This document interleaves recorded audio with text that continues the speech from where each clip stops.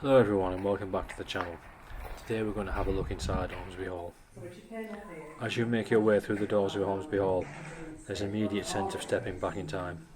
The atmosphere is calm and elegant, almost like the house is quietly holding its breath, preserving the world of the past has built up within its walls.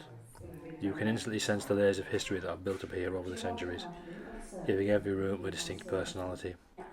It feels less like walking through a museum and more like wandering through a grand family home that has simply paused for a moment, allowing us a rare glimpse into its private world. The entrance hallway sets the tone perfectly. It's bright yet dignified, with carefully chosen period furniture, paintings, and the gentle creak of wooden floors beneath your feet. There is a symmetry of design that reflects the Georgians' era's love of balance and proportion. There is a quiet formality in the way everything is placed. Even the soft light flickering through the sash windows feels like it's been curated to match the mood. It invites you to slow down, take a breath, and let your eyes wander across many details that make this house so special. As you continue deeper into the house, the staterooms unfold one by one, each with its own character. The drawing rooms are perhaps the most striking, with the rich plasterwork ceiling and tall windows that flood the space with natural light. The furniture is polished to a deep sheen. The delicate ornaments rest on mantelpieces and side tables, each telling a small part of the family story. Portraits line the walls, their faces looking back across the centuries, giving a sense of continuity that stretches far beyond our own lifetimes. It's easy to imagine the voices and laughter that once filled these spaces, the clink of fine china during afternoon teas, the quiet hum of conversations after dinner parties. One of the most memorable rooms is the library, with its tall bookcases and subtle smell of old leather and polished wood. It's the kind of room that makes you want to sit down for a few hours and have a look at a good book, listening to the soft ticking of the clock somewhere in the background. The collection here gives a glimpse into the interest and intellectual pursuits of the family who lived here, showing their love of literature, travel, and the wider world. The sense of calm in the library beautifully contrasts with the more formal tone of the reception rooms, and reminds you that this was once a real lived-in home, rather than just an impressive shell. The dining room adds another layer to the experience, with its polished table set as though dinner might be served at any moment. Fine silverware, crystal glasses, and china plates sit perfectly arranged, almost like a stage set waiting for the actors to arrive. Heavy curtains frame the windows, and the glow of lamps gives the whole room a welcoming atmosphere despite the formality. You can picture the conversations that might have been played out here, business decisions, family discussions, the occasional lively debate. It's a space designed for connection, where meals were more than just about the food. Upstairs, the family bedrooms are quieter and more intimate. They feel softer, more personal, with smaller furniture and little details that show individual taste. A writing desk here, a favourite armchair there, delicate patterns on the wallpaper and fabrics. It's these touches that make the rooms feel human, not just historic.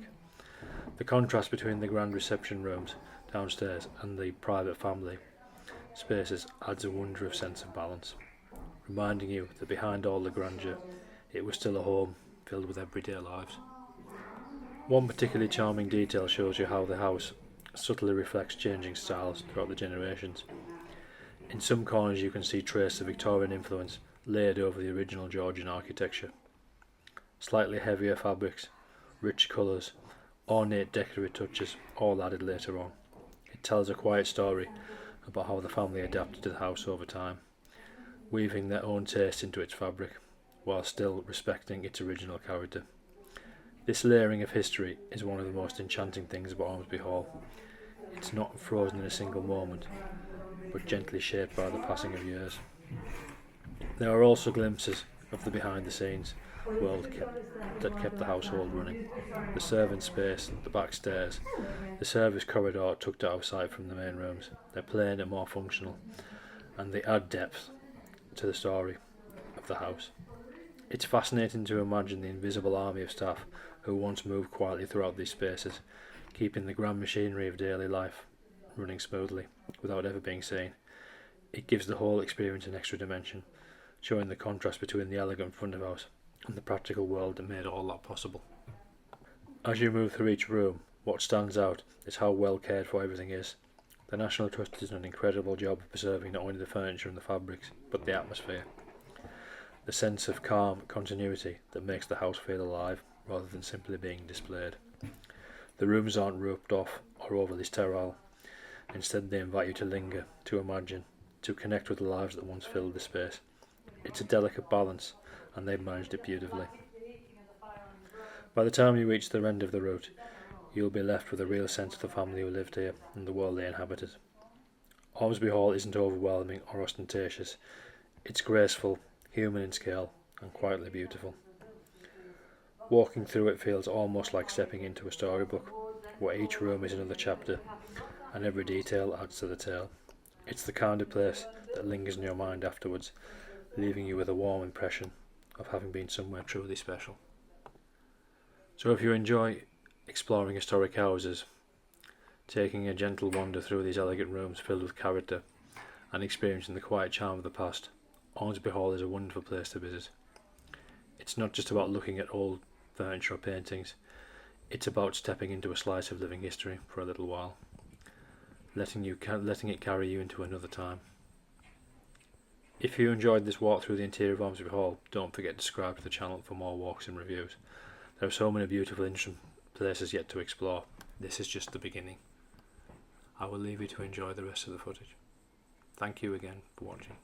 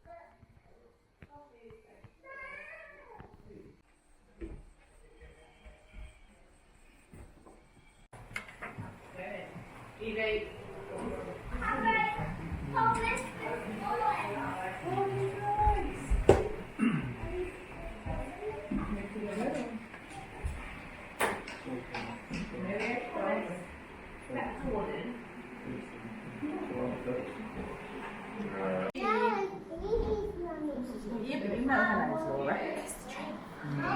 That's a nice little train. But we need a bigger train. Bigger train wouldn't fit. Press the button and make it go. Say goodbye to Andrew. Ready? Watch it in the back. Push, big push. Let's go. Big push. Sorry, freedom. How's that? Oh, she did. I'll find out next week. Stop.